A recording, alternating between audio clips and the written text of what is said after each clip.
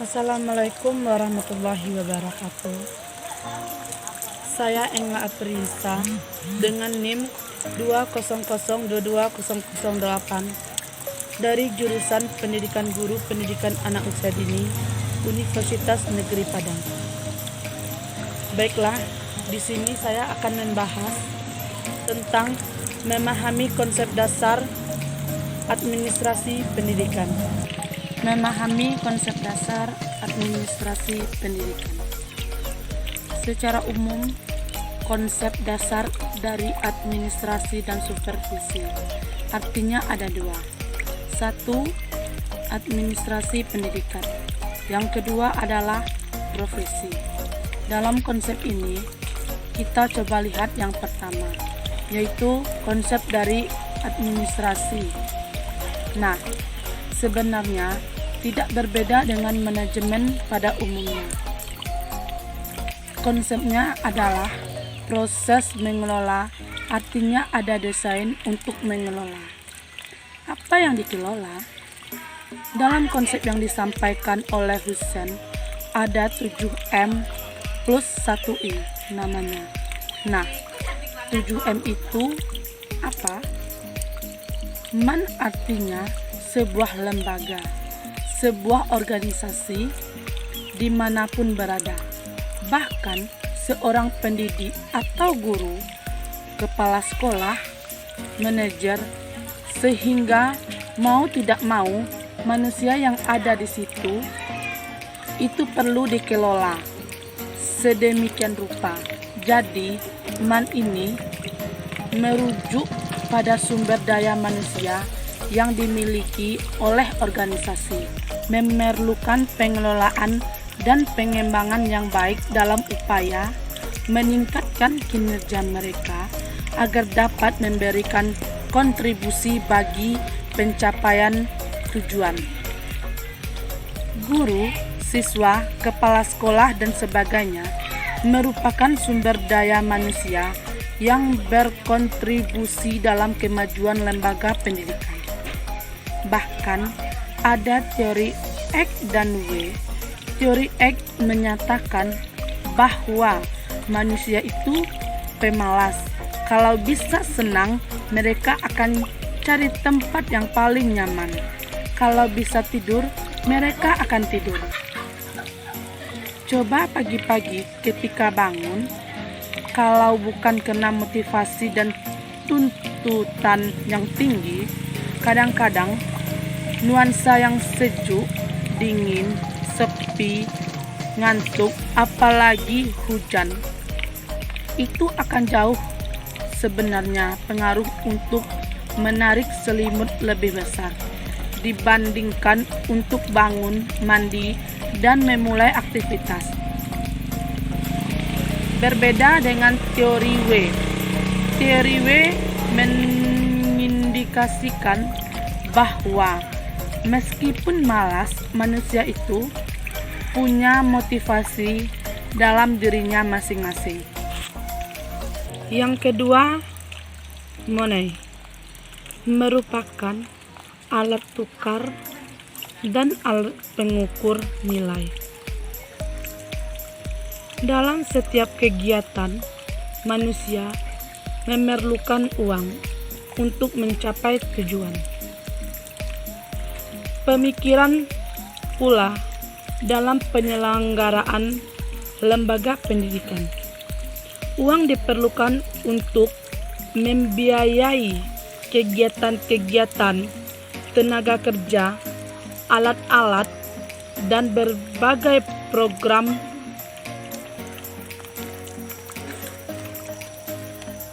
penggunaan biaya-biaya operasional pendidikan tersebut harus dilakukan secara efektif dan efisien, yaitu diperhitungkan secara rasional dan teliti agar proses pendidikan berjalan lancar.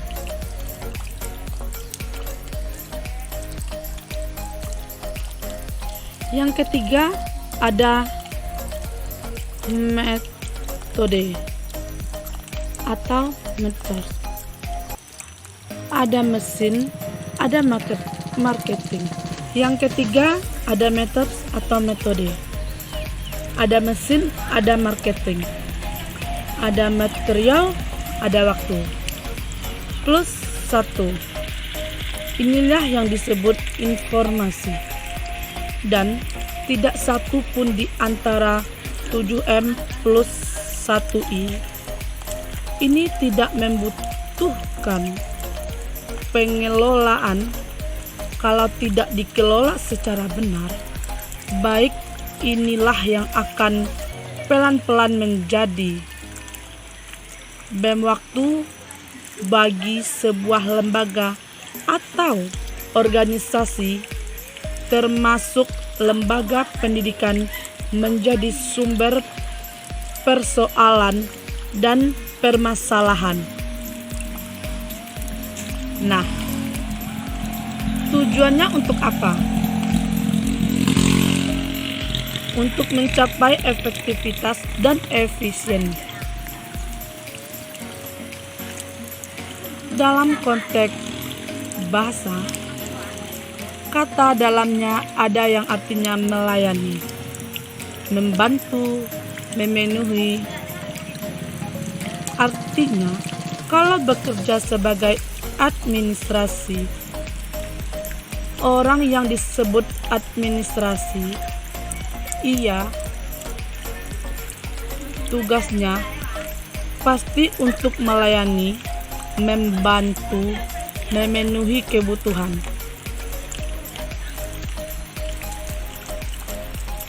Administrasi itu terkait dengan seni. Hidupnya sebagai ilmu dan seni mengolah yang 7 tadi.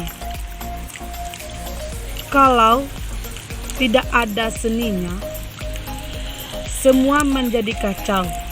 Misalnya, ketika Anda pergi ke rumah sakit, misalnya Anda minta izin untuk menjenguk yang sakit. Pada officernya, apa katanya? Oke ibu, silakan ngurus di sini ke bagian administrasi. Nah, itu artinya kalau kita ingin pulang selesai berobat, pasti dibilang silahkan selesaikan administrasinya terlebih dahulu. Maka dalam konteks ini, administrasi menjadi persoalan pembayaran. Administrasi itu orientasinya adalah non-profit. Artinya dia tidak mencari keuntungan.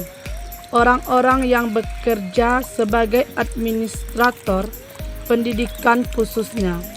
Sementara manajemen orientasinya adalah profit, kerjanya adalah mencari keuntungan. Maka muncul istilah administrasi. Itu adalah administrator.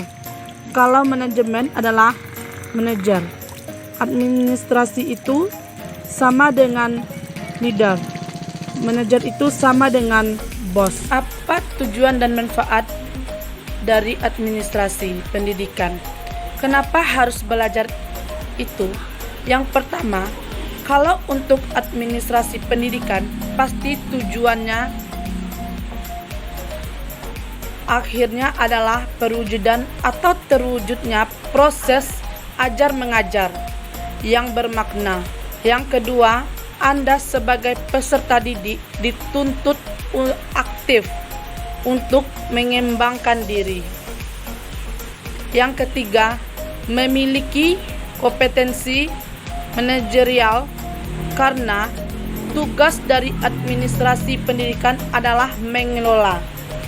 Maka kemampuan manajerial ini kemampuan untuk mengelola semua 7M plus 1I. Jadi, tadi menjadi kompetensial yang akan dimiliki masing-masing. Yang keempat, untuk mencapai tujuan pendidikan secara efektif dan efisien. Pengertian profesi.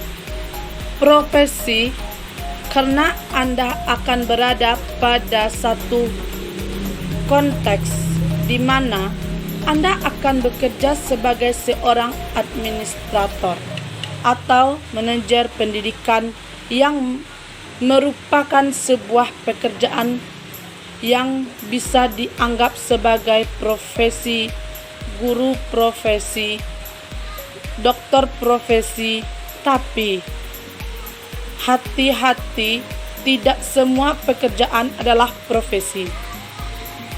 Ada alat ukurnya, kapan, seperti apa, dan di mana sebuah pekerjaan itu dikatakan sebagai profesi. Tukang ojek juga pekerjaan, menghasilkan uang, tapi ojek bukan profesi. Yang profesi itu ada syaratnya.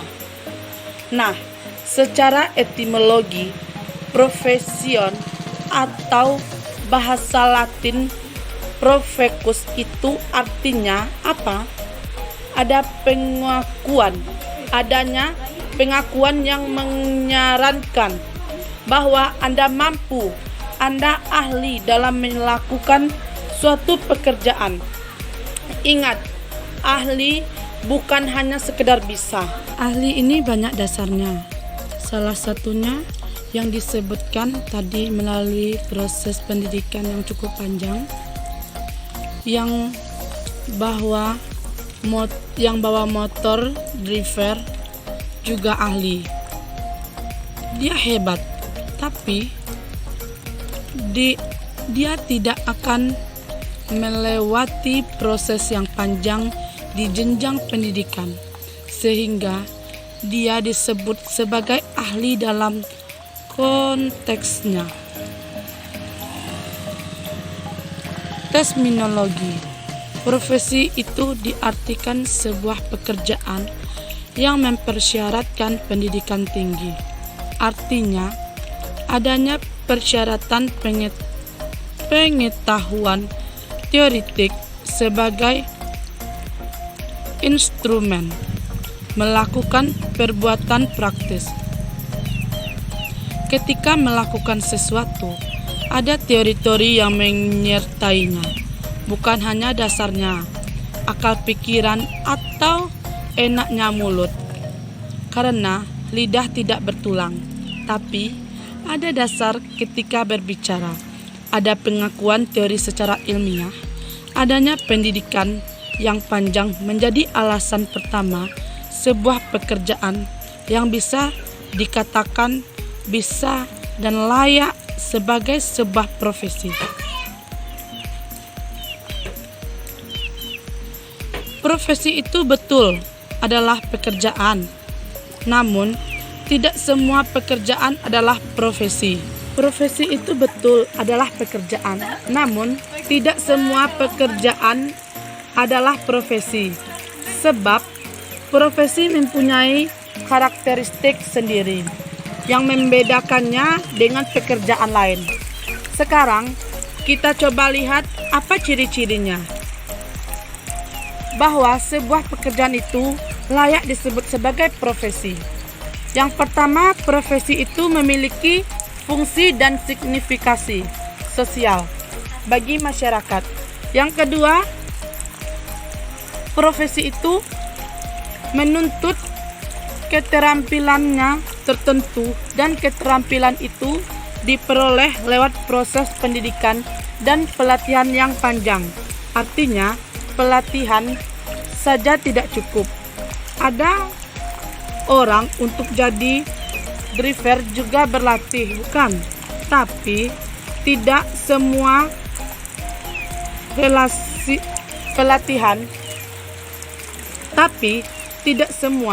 pelatihan yang diikuti itu sampai pada tahap profesi. Selalu beriringan dengan pendidikan dan pelatihan. Profesi didukung oleh disiplin ilmu tertentu. Artinya, secara teori, secara ilmiah, ada teori-teori dasar, ada disiplin ilmu yang mengaturnya. Yang ketiga itu Yang keempat, ada kode etik, sehingga Anda bisa lihat apa saja yang punya kode etik. Dokter punya, lawyer punya, guru ada kode etik, dan guru dan dosen juga ada kode etik. Pekerjaan publik, relation punya kode etik internasional. Malahan jika itu tidak ada, maka ini diindikator bahwa pekerjaan itu menjadi sebuah pekerjaan belum profesi.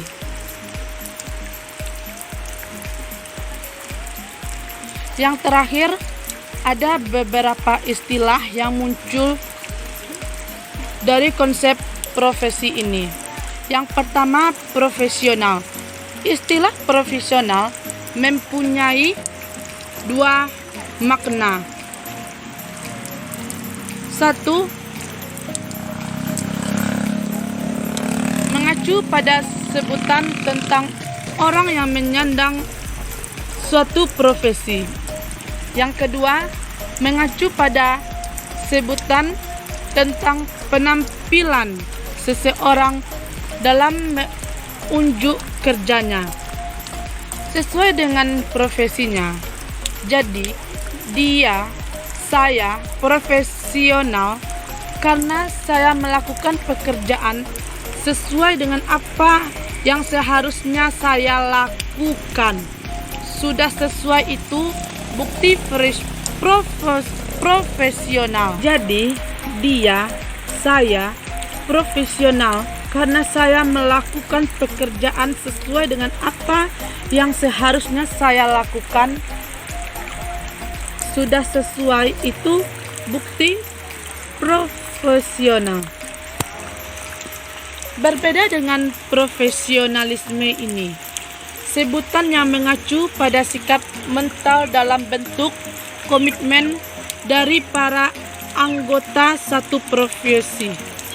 Jadi, kalau guru saya adalah guru dan profesi saya adalah guru tadi, maka saya melakukan pekerjaan sesuai dengan apa yang seharusnya saya lakukan dan saya komit dengan itu.